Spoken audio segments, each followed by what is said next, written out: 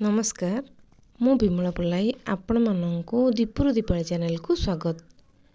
कविताटीर शीर्षक हंस। रूपरे सुंदर धवल तारंग लहुणी पितुला तुल पानी उपरे भासु थाए सदा स्वभाव तार सरल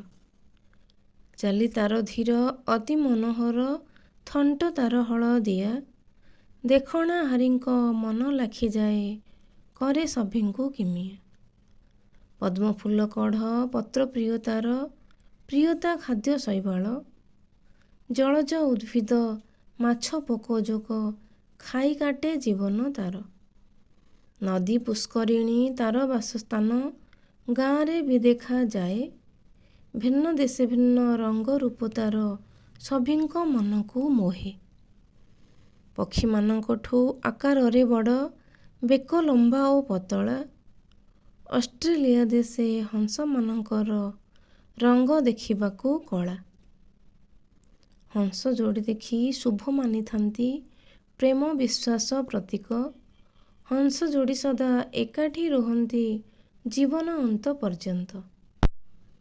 विद्यादात्रींकर वाहन रूपरे पुराणी मान्यता अछि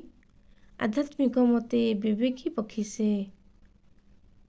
जे क्षीररु नीरकू पृथक करि पारुछि धार्मिक महत्व रहिछि समाजे श्रेष्ठ व्यक्ति हंस पद प्राप्त हुए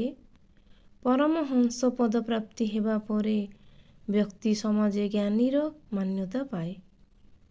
संसार रे आमे खराब को छाड़ी भल को आदरी नेबा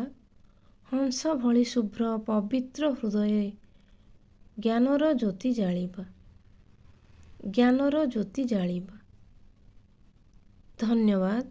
आपण मानक जदि मो कविताटी भल लागु थाए तेबे वीडियोटी को लाइक कमेंट करने को भूलिबे नहीं। चैनल रे नुआ थिले सब्सक्राइब कर दियंतु।